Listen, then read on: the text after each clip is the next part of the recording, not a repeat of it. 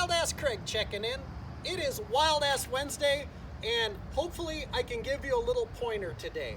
So this past weekend, Memorial Day weekend, the weather was decent. Motorcyclists were out everywhere around the area where I live here in central Minnesota.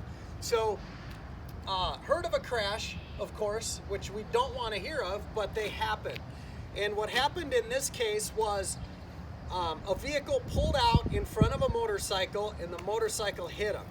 We can blame all kinds of different things, but typically the excuse is I didn't see him coming. So all I want to do is try to make us a little bit more visible, because if I can help one or two people, I feel like I've done my job. So what I want to just talk about, when I was 18 years old, a number of years ago, I got a piece of advice that I want to share with everybody here on Wild Ass Wednesday.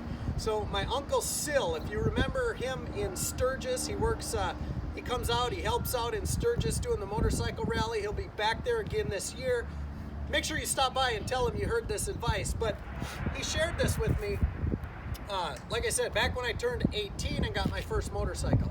So one thing he said was, in the daylight, ride with your light on high. And I thought, what? That doesn't make sense. And he kind of explained, it just makes you more visible. You might upset some people, but they're going to be upset because they see you, not because you ran into the side of their vehicle. I always have kept that advice with me, and when I get to ride with new riders or beginning riders, I always try to share that. So what I wanted to do, there's been drastic changes in lighting technology since then. So I just kind of wanted to show you the headlights and kind of the stages of what we have. We have 20-year-old technology, we have 10-year-old technology, and we have current technology on the motorcycles behind me.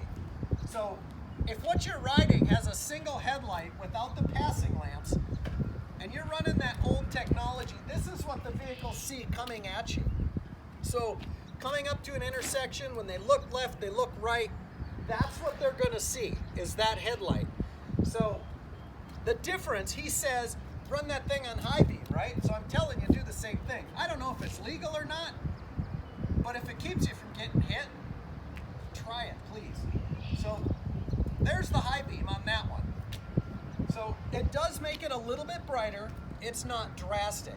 So if we step up 10 years in technology, we got the 10 bulbs, 10 little LEDs in the single headlight of this bike here, and I turn those on. That's what that bike looks like on low beam. So you wonder, what's the difference going to be? Because that on low beam is a bit brighter than that one on high.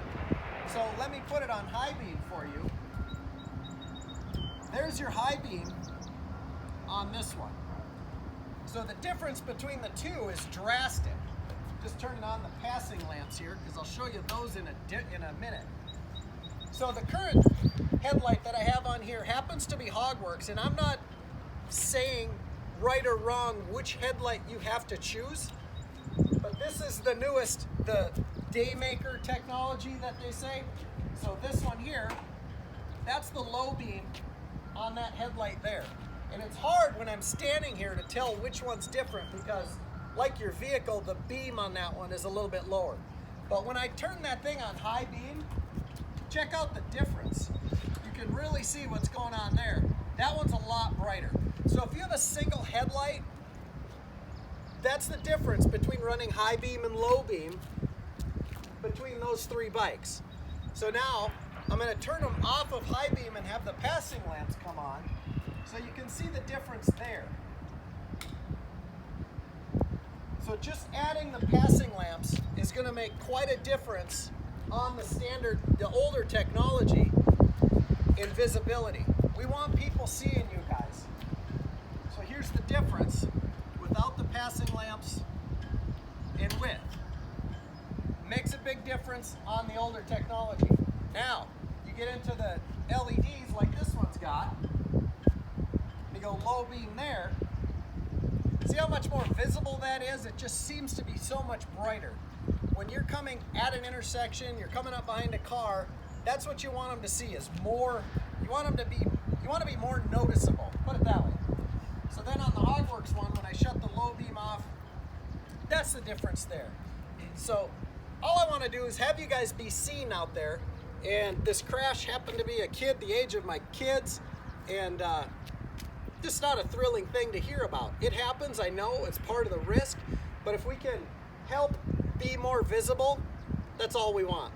So guys, hopefully this share the crap out of this video. Hopefully we can get everybody more visible on the motorcycle and have less of this stuff happen.